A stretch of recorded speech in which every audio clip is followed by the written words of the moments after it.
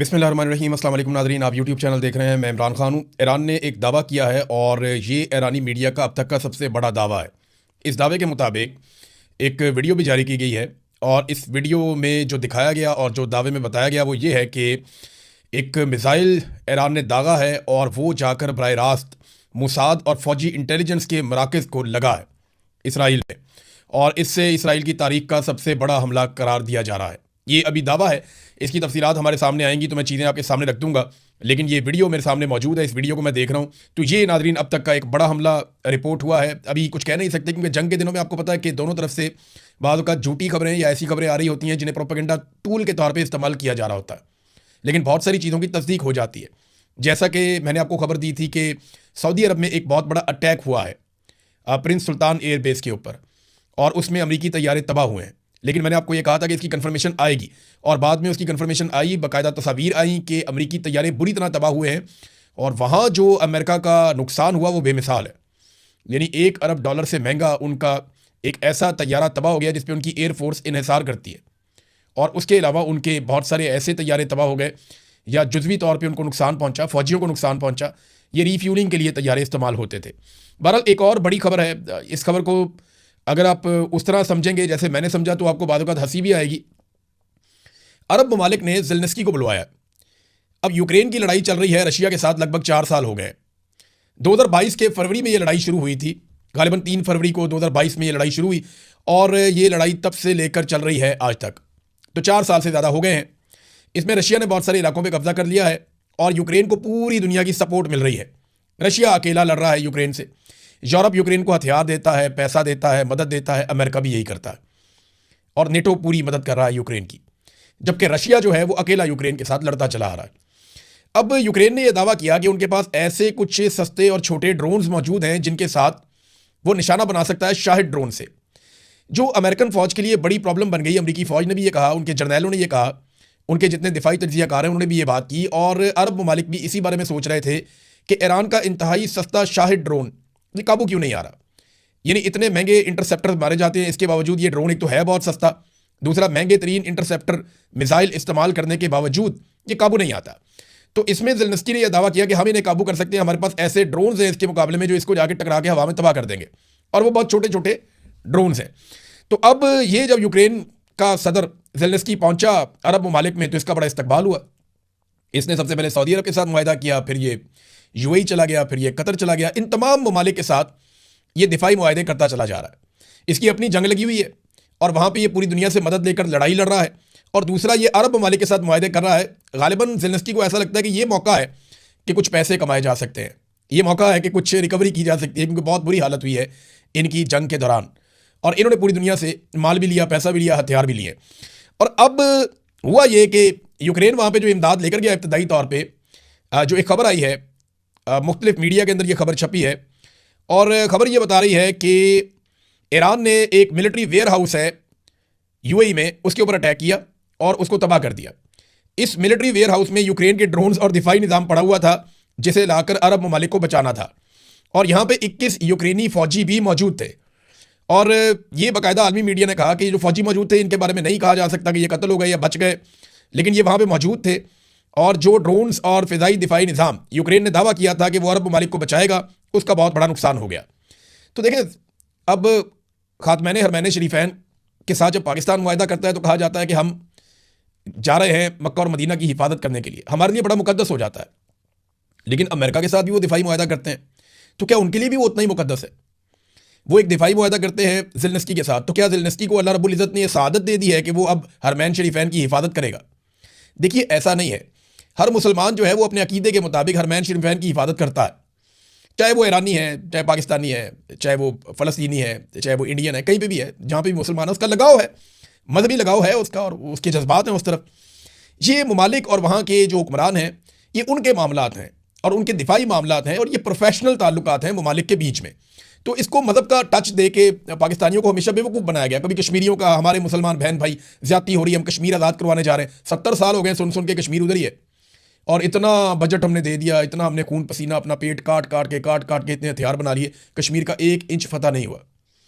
फिर इसी तरह अगर आप देखें कि फ़लस्तीन के बारे में हमें बार बार कहा गया कि जेरूशलम को फतह करेगी पाकिस्तानी फ़ौज, और अब पाकिस्तानी हुकूमत की जानिब से अर्जी डाली गई है मार्को रूबियो के बकौल कि हम गाज़ा में अपनी फ़ौज को भेजना चाहते हैं और उस फोर्स का हिस्सा बनाना चाहते हैं जो वहाँ मौजूद फ़लस्तीनियों को निहत्ता करेगी और इसराइल की हिफाजत की ज़मानत देगी। बहरहाल ये जो ड्रोन्स हैं ज़ेलेंस्की के, इनके बारे में जर्मनी की जो फौजी क़यादत है और जो जर्मनी की सियासी क़यादत है उन्होंने बड़ा मज़ेदार स्टेटमेंट दिया। उन्होंने कहा जी ये तो ऐसे ड्रोन्स हैं छोटे छोटे बड़े मामूली जिन्हें हाउस वाइफ्स बना सकती हैं, ये कोई ऐसी टेक्नोलॉजी नहीं है जिसके ऊपर फ़ख्र किया जा सकता या कोई बड़ी करामत हो। बहरहाल ज़ेलेंस्की ने सौदा बेचना था, उसने अपना सौदा वहाँ पे भी बेचा है जाके अरब ममालिक को। बहुत सारे लोग और बेच गए तो ये क्यों ना बेच जाए, तो इन्होंने भी आगे अपना सौदा बेच दिया। नादरीन, पाकिस्तान के अंदर 3 वुज़रा पहुंचे हैं और ये जो 3 वुज़रा पाकिस्तान के अंदर आए हैं इनमें एक तुर्की के हैं, एक सऊदी अरब के हैं और एक मिस्र के हैं। पाकिस्तान के अंदर कई लोगों ने ज़मीन आसमान के कलाबे मिला दिए हैं कि इन वुज़रा के आने से दुनिया में तब्दीली आ गई है, पाकिस्तान को लीडिंग रोल मिल गया है, अब पाकिस्तान ये करेगा, पाकिस्तान वो करेगा। बहुत सारी चीज़ें जो हैं वो पाकिस्तान में दावे किए जा रहे हैं। तो बड़ी अच्छी बात है, पाकिस्तान को किरदार अदा करना चाहिए। पाकिस्तान किरदार अदा कर भी सकता है, ऐसा नहीं है कि पाकिस्तान ये नहीं कर सकता, ये एक हकीकत है। और पाकिस्तान की पूरी कोशिश है कि लड़ाई से बच जाए, क्योंकि अगर पाकिस्तान को इस लड़ाई में उतरना पड़ा तो पाकिस्तान की आवाम पाकिस्तान की मिलिट्री एस्टेब्लिशमेंट के खिलाफ हो जाएगी। वो पहले ही खिलाफ है, तो रद्द-ए-अमल बड़ा शदीद आएगा। अभी मैं चल के आपको आगे बताता हूं। लेकिन देखिए ना, जो लोग आज गेम उठा के रखी हुई है जिन्होंने कि पाकिस्तान को लीडिंग रोल मिल गया, पाकिस्तान फ्रंट से लीड कर रहा है, पाकिस्तान दुनिया का लीडर बन गया। यार जब पूरी दुनिया के वज़राए ख़ारजा मुस्लिम उम्मा के पाकिस्तान में आए थे, ये तस्वीर देखें ना आप, ये तस्वीर है, ये देखें 48 ममालिक के जो वज़राए ख़ारजा हैं वो पाकिस्तान में आए थे और ये एक साल में 2 मरतबा हुआ था। और चीन का वज़ीर ख़ारजा भी पाकिस्तान में मौजूद था। इस वक्त तो वो लोग कह रहे थे कि ये कुछ भी नहीं हो रहा, इससे क्या फ़र्क पड़ता है। फ़र्क पड़ता है भाई, फ़र्क उस वक्त भी पड़ता था, फ़र्क आज भी पड़ता है। आज हम ये नहीं कहेंगे कि 3 लोग आए तो ये क्या फजूल एक्सरसाइज है, नहीं भाई, वो आए कोशिश कर रहे हैं ना लड़ाई रोकने की। तुर्की भी कर रहा है, मिस्र भी कर रहा है, पाकिस्तान भी कर रहा है, क्योंकि लड़ाई किसी को वारा ही नहीं खाती। सारे इस लड़ाई को रोकना चाहते हैं। और पाकिस्तान के लिए प्रॉब्लम यह है कि पाकिस्तान ने एक दिफाई मुआहदा कर दिया सऊदी अरब के साथ, कौम को बताए बगैर, कौम को अंधेरे में रखकर इन्होंने दिफाई मुआहदा कर लिया। पता नहीं क्या मुआहदा किया हुआ है, इनके ऊपर दबाव है कि लड़ाई लड़नी है। डोनाल्ड ट्रंप अरब ममालिक पे जब जब दबाव डालते हैं कि इस लड़ाई में मेरा साथ दो, तो अरब ममालिक ये चाहते हैं, यानी जो हुकूमत है यूएई की, वो ये चाहती है कि ईरान के साथ लड़ाई हो जाए तो हो जाए। और दीगर ममालिक भी ये चाहते हैं। मिसाल के तौर पे कतर जो है वो गुरेज करता है, लेकिन कतर के बिल्कुल साथ बहरीन जो है उसका और तरह का अंदाज है, उर्दन का और तरह का अंदाज है। लेकिन ये सारे ममालिक ट्रंप को ये बता चुके हैं कि सऊदी अरब के बगैर हम इस लड़ाई में उतरने वाले नहीं है, तो आप सऊदी अरब को मनाएं। तो ट्रंप ने सऊदी अरब के बादशाह के बारे में, या मोहम्मद बिन सलमान जो प्रिंस हैं, उनके बारे में जिस किस्म के अल्फाज इस्तेमाल किए, वो फ्रस्ट्रेशन यहीं से निकली है कि तमाम अरब ममालिक कह रहे हैं कि हम सऊदी अरब के बगैर लड़ाई में नहीं जा सकते। और अरब ममालिक एक बात समझते हैं, देखें वो सारे ये चाहते हैं कि ईरान कमज़ोर हो, ये हकीकत है। मैं आपसे झूठ बोलूंगा नहीं, मैं बिला वजह आपको इस्लामी भाईचारा नहीं बेचूंगा। मैं आपको साफ बता रहा हूं कि अरब ममालिक ये चाहते हैं कि ईरान कमज़ोर हो जाए, ईरान ताकतवर ना रहे, उसकी कैपेसिटी लड़ने की या किसी को सपोर्ट करने की खत्म हो जाए। ये अरब ममालिक बिल्कुल ये चाहते हैं, लेकिन वो अपनी चाहत के लिए खुद लड़ना नहीं चाहते। वो ये चाहते हैं कि ये काम कोई और कर दे उन्हें। वहाँ वो पैसे देने के लिए तैयार है, वो अड्डे देने के लिए तैयार है। उन्होंने बेशुमार डॉलर दिए, अरबों डॉलर दिए, उन्होंने अपने अड्डे दिए, उन्होंने फैसिलिटेट किया है, लेकिन वो इस लड़ाई को लड़ना नहीं चाहते, वो खुद सामने आना नहीं चाहते। और देखें वो इसकी एक और रीज़न भी है ना, इसके ऊपर एक अवामी रद्द-ए-अमल भी आएगा कि खलीजी ममालिक या गल्फ़ के ममालिक जो हैं वो इसराइल के साथ मिलकर ईरान पे हमलावर हों, तो एक अवामी रद्द-ए-अमल वहाँ भी आएगा। और पाकिस्तान अगर शामिल हो जाएगा तो पाकिस्तान के साथ भी आएगा। अब खलीजी ममालिक ने ट्रंप को साफ बताया कि सऊदी अरब के बगैर हम इस जंग में नहीं जाएंगे, और सऊदी अरब गुरेज कर रहा है। और उसकी एक बड़ी वजह जो है वो तुर्की, मिस्र और पाकिस्तान है। वो सऊदी अरब को इंगेज कर रहे हैं कि नहीं, आपने इस लड़ाई से अपने आप को बचाना है। देखिए, अमरीकी दिफाई निज़ाम जिन मामलात को नहीं संभाल सका, पाकिस्तान का दिफाई निज़ाम क्या वहाँ पे बेचता है, हम कैसे संभालेंगे। हमारे यहाँ पे इंडिया ने मिसाइल मारे थे, वो आकर गिरे थे हमारे अड्डों के ऊपर, हम उन्हें नहीं रोक पाए थे, उनके तैयारे हमने गिराए, बड़ी कामयाबी थी। लेकिन हमारा फ़िज़ाई दिफाई निज़ाम वैसा नहीं है कि हम सऊदी अरब को प्रोटेक्ट करें वहाँ जाके। वो अमेरिका का दुनिया का नंबर 1 है, रशिया और अमेरिका के पास है ना दुनिया के टॉप के। अब चाइनीज़ जो है वो तो अभी तक प्रॉपर तरीके से कभी टेस्ट ही नहीं हुए, तो इनके पास नंबर 1 है। और ये नहीं बचा सके, अमेरिका और इसराइल नहीं बचा सके अरब ममालिक को, तो फिर पाकिस्तान कैसे बचाएगा। पाकिस्तान ये कर सकता है कि जाके ईरान के ऊपर हमला कर दे। अब उस हमले के नतीजे में जो पाकिस्तान के अंदर होगा वो पाकिस्तान की एस्टेब्लिशमेंट अच्छी तरह जानती है। तो अमेरिका के डोनाल्ड ट्रंप जो है वो मामले की संगीनी को समझ नहीं रहे, और समझने से शायद कासिर हैं, वो लगातार गलतियां कर रहे हैं और दुनिया को एक खतरे की तरफ धकेलते चले जा रहे हैं। डोनाल्ड ट्रंप बिल्कुल वैसे ही रिएक्ट कर रहे हैं जैसे पाकिस्तान की मिलिट्री एस्टेब्लिशमेंट ने किया। पाकिस्तान की मिलिट्री एस्टेब्लिशमेंट ने सिर्फ अपनी ज़ाती बका और अपने फ़ायदे और अपने इक़्तिदार और अपनी ताकत के बारे में सोचा, और पाकिस्तान को तबाही और बर्बादी से दो चार कर दिया। हर चीज़ को उधेड़ के रख दिया, सिर्फ अपने आप को बचाया।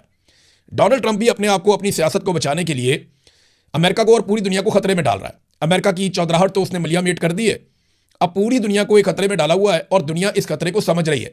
दुनिया में जितने समझदार लीडर हैं, जितने बड़े लोग हैं, जितने लोग दिफा को समझते हैं, वो सारे लोग लगातार ये कह रहे हैं कि आप आग से खेल रहे हैं। अगर ये जंग फैल गई तो ममालिक ने पहले से तय किया हुआ है कि कौन कहां खड़ा होगा, और कई ममालिक ने तय किया हुआ है कि उन्हें किस सूरत में न्यूट्रल रहना है, इस लड़ाई से बाहर रहना है। तो अगर ये लड़ाई फैल गई तो ये लड़ाई बहुत लंबी जाएगी और पूरी दुनिया को इसका खुमियाजा भुगतना पड़ेगा। देखिए, खलीजी ममालिक का नुकसान कोई छोटा नहीं है। आपनाए हुर्मत से क्या कुछ गुजरता है इसका अंदाजा आप यहां से लगा लें। एक साबिक सफीर हैं जौहर सलीम साहब, उन्होंने ये इंफॉर्मेशन दी है। मारिया मेमन साहबा के साथ बैठे थे, उन्होंने ये इंफॉर्मेशन दी। उन्होंने कहा जी यहाँ खाली तेल नहीं गुजरता, दुनिया का 20% तेल तो चलो यहां से गुजरता है, दुनिया की 31% गैस भी यहीं से गुजरती है आपनाए हुर्मत से। दुनिया का 34% फर्टिलाइजर जो खाते हैं वो भी यहां से गुजरती हैं, और ये भी रुकी हुई हैं। और अगर ये मामला ऐसे ही रुके रहते हैं तो दुनिया में कहत आ सकता है। बहुत सारे ममालिक का इन्हिसार है इस फर्टिलाइजर के ऊपर, इस फ्यूल के ऊपर, इस गैस के ऊपर, और अगर ये नहीं जाता तो ज़रूरी ज़मीनों को बहुत नुकसान हो जाएगा और फूड सिक्योरिटी के प्रॉब्लम पैदा हो जाएंगे। अब मैं आपको एक चीज़ बताता हूं कि नुकसान एक्चुअली हुआ कितना, यानी ये जितने भी अरब ममालिक हैं इनका अब तक का जो नुकसान है वो कितने अरब डॉलर का है। ये तो वो मोटा मोटा तखमीना है जो मैं आपके सामने रखने वाला हूं। नंबर 1, इनका जो नुकसान हुआ वो इनकी जो बंदरगाहों की आमदन है उसका जो नुकसान है वो तकरीबन कोई 14.5 अरब डॉलर का नुकसान 1 महीने की लड़ाई में हो गया। फिर इसके बाद तेल और गैस की जो बरामदात का नुकसान है वो लगभग 21.5 अरब डॉलर का नुकसान हो गया। हवाबाजी जो एविएशन और जो सियाहत का नुकसान हुआ है वो लगभग 40 अरब डॉलर का नुकसान हो गया। अच्छा, ये बड़े बड़े नुकसान आते हैं, अगर इनको आप देखें तो 75 से 80 अरब डॉलर का ये बहुत बड़ा नुकसान है 1 महीने के अंदर, ये अरब ममालिक को, खलीजी ममालिक को हो गया। अब इसके अलावा जो उनकी गुडविल है, यानी यूएई के अंदर जिस तरह कीमतें नीचे गई हैं प्रॉपर्टी की, उनका रियल स्टेट का बहुत बड़ा बिजनेस है, लोग वहां से पैसा निकाल कर भाग रहे हैं और ये अरबों डॉलर है, ये नुकसान अलग है। यानी यूएई ने, पाकिस्तान एक गरीब मुल्क है, कमजोर मुल्क है, ज्यादा पैसा पाकिस्तान से नहीं जाता, तो यूएई ने पाकिस्तान के मामले में एक बैरियर लगा दिया था कि जो ज्यादा पैसा लेकर आए, अमीर आदमी हो, ताकतवर आदमी हो, इन्फ्लुएंशियल आदमी हो, उनके लिए वीजे मिल रहे थे। ज्यादातर पाकिस्तानियों के लिए उन्होंने वीजे बंद कर दिए थे। वजूहत अलग अलग हो सकती है, कुछ वजूहत हैं वहां जाके मांगना शुरू हो जाते हैं, कुछ वजूहत है वहां जाके फ्रॉड भी करते हैं लोग, कुछ वजूहत है वहां जाके प्रोस्टिट्यूशन और अजीबोगरीब धंधों में भी लोग अब अजीब अजीब कहानियां छोड़ें। लेकिन यह है कि यूएई ने बहुत सारे पाकिस्तानियों के वीजे बंद कर दिए थे। बहुत सारे ऐसे लोग हैं जो बड़े काबिल एहतराम, उन्हें वीजे नहीं मिल रहे थे, लेकिन अचानक से यूएई ने वीजे खोल दिए और अब पाकिस्तानियों को हैरानकुन तौर पर वीजे मिल रहे हैं। वजह यह है कि यूएई से लोग निकल रहे हैं और वो ये चाहते हैं कि लोग यूएई के अंदर दाखिल हों ताकि एक डाटा जारी किया जाए कि जनाब इन हालात के बावजूद बड़े पैमाने पे और बड़ी तादाद में लोग यूएई में आ रहे हैं। इसलिए एक दिन आपने देखा कि यूएई के जो बादशाह हैं वो निकले और कॉफ़ी पीने के लिए मॉल ऑफ दुबई में गए थे और जाकर उन्होंने वहां पे कॉफ़ी पी थी ताकि वो ये तासुर दें कि दुबई में कुछ नहीं होने जा रहा। और उसके बाद दुबई के एयरपोर्ट के ऊपर अटैक होता है और अभी भी दुबई के ऊपर अटैक्स हो रहे हैं। नादरीन, एक खबर मैं आपको बताता हूं और देखें आप कितनी तकलीफ खबर है। अमेरिकी चैनल है CNN, उसकी टीम के ऊपर हमला किया, इसराइल की जानिब से हमला किया गया और उस हमले के नतीजे में इसराइली आर्मी चीफ ने फौज की पूरी बटालियन मुअत्तल कर दी कि जनाब CNN के सहाफ़ियों पे हमला क्यों किया। ये एक फोटोग्राफर था और इसको पकड़ा, इसका कैमरा तोड़ा, इसके गले से पकड़ के इसको दबाया और 2 घंटे तक हिरासत में रखा इनकी टीम को। और इस 2 घंटे की कीमत, गले से पकड़ने की कीमत और एक कैमरा तोड़ने की कीमत, ये चुकानी पड़ी इसराइली फौज को कि आर्मी चीफ ने पूरी की पूरी बटालियन जो है वो मुअत्तल कर दी इसराइली फौज की, क्योंकि अमरीकी मीडिया था। और अब आपको एक फैक्ट बताऊं मैं, ये अल जजीरा की रिपोर्ट है, CNN पे भी छपी है, बाकी तमाम बड़े मीडिया के ऊपर ये आ चुकी है। वो रिपोर्ट ये कहती है कि 2025 में टोटल दुनिया के अंदर 129 सहाफ़ी कत्ल हुए, 129, उनमें से 2/3 यानी हर 3 में से 2 सहाफ़ी इसराइल ने मारे हैं। 84 जर्नलिस्ट यानी 65% से ज्यादा दुनिया के सहाफ़ी 2025 में इसराइल ने कत्ल किए हैं, लेकिन आज तक इस बारे में कुछ भी नहीं हुआ। अभी हाल ही में ये तस्वीर देखें आप, 2 जर्नलिस्ट हैं, ये लबनान के अंदर शहीद कर दिए गए, एक और जर्नलिस्ट है इनके साथ, वो भी शहीद कर दिए गए। इनमें एक अली शुएब है और एक फातिमा है, इन्हें वहां पे धमाके के अंदर मारा गया है और इनकी वीडियोस बाकायदा मौजूद हैं। तो सहाफ़ियों को कत्ल किया जा रहा है इसराइल की जानिब से, कोई पूछने वाला ही नहीं है, कोई जवाब सवाल ही नहीं है। लेकिन एक तरफ अमरीकी सहाफ़ी है तो हल्का सा पकड़ लिया तो उसके ऊपर पूरी की पूरी बटालियन मुअत्तल हो गई। तो अमेरिकन क्या आसमान से उतर कर आए हुए हैं? उनके लिए कानून कुछ और है, यूरोप के सहाफ़ियों के लिए, एशिया के सहाफ़ियों के लिए, फ़लस्तीन के सहाफ़ियों के लिए कानून कुछ और है। हमारे CNN के दोस्तों को, BBC के दोस्तों को, बाकी जितने दुनिया के अंदर सहाफ़ी काम कर रहे हैं, उन्हें यह देखना चाहिए कि सहाफ़ी सहाफ़ी होता है, वो अपना काम कर रहा होता है, उसके साथ जुल्म को रोकना चाहिए। पाकिस्तान के अंदर ये जुल्म लगातार हो रहा है, मैं इसका निशाना बना, बहुत सारे और सहाफ़ी लगातार इसका निशाना बनते रहते हैं, अभी भी बन रहे हैं। वो जो ड्रॉप साइड के सहाफ़ी हैं वकास अहमद साहब, उनके घर पे पंजाब पुलिस कराची में भिजवा दी गई और उनके माँ बाप को हरासा किया गया। कितनी बड़ी ज़्यादती है।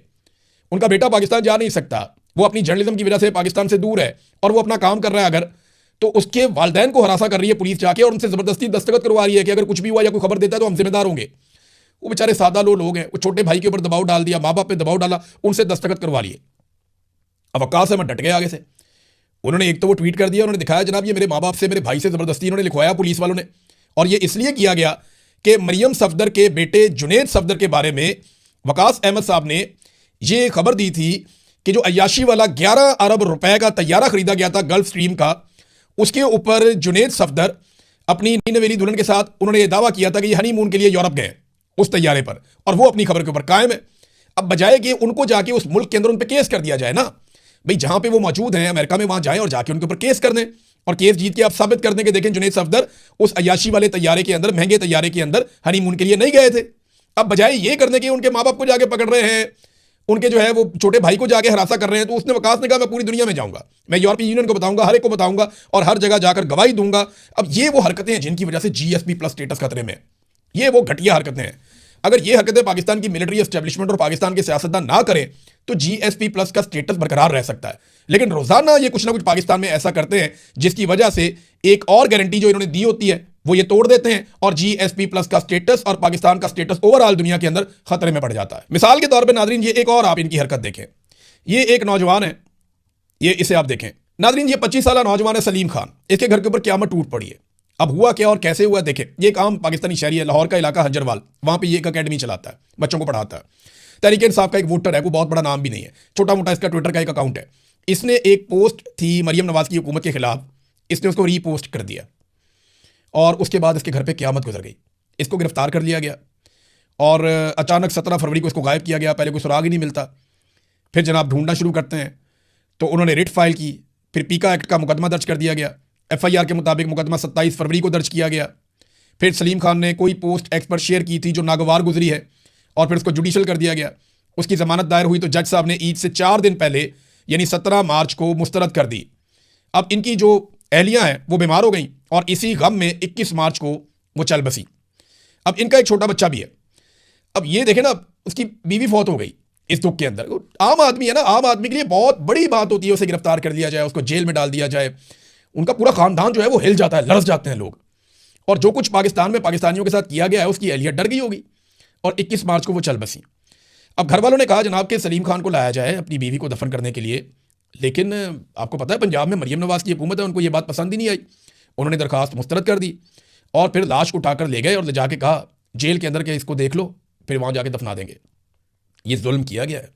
अब मुझे बताएं कि उसने ऐसा कौन सा जुर्म किया था। ये वो घटिया हरकतें हैं जिनकी वजह से जीएसपी प्लस का स्टेटस जाता हुआ दिखाई दे रहा है। इमरान खान के बेटे की जो तकरीर है उसकी डबिंग करके उर्दू में वो लगा दी पीटीआई ने और सवाल पूछा है अता तारड़ से, अज़मा बुखारी से, दोनों जो इन्फॉर्मेशन मिनिस्टर हैं, कि बताओ कहाँ पे इसने जीएसपी प्लस के स्टेटस के बारे में बात की है, दिखाओ एक जुमला, कोई एक चीज़ बताओ जहाँ पे इसने उसकी मुखालफत की हो। तो उसने तो कोई मुखालफत नहीं की। जीएसपी प्लस का स्टेटस अगर ख़त्म हुआ तो उसके लिए जिम्मेदार होगी पाकिस्तान की मिलिट्री एस्टेब्लिशमेंट और उनके तमाम सियासी सहूलतकार जिन्होंने जुल्म और बर्बरियत का बाजार पाकिस्तान में गुज़िश्ता 4 सालों से, वैसे तो 70 सालों से है लेकिन 4 सालों से टका के गर्म किया हुआ है। अब तक के लिए इतना ही। अपना ख्याल रखिएगा, अपने चैनल का भी। अल्लाह हाफ़िज़।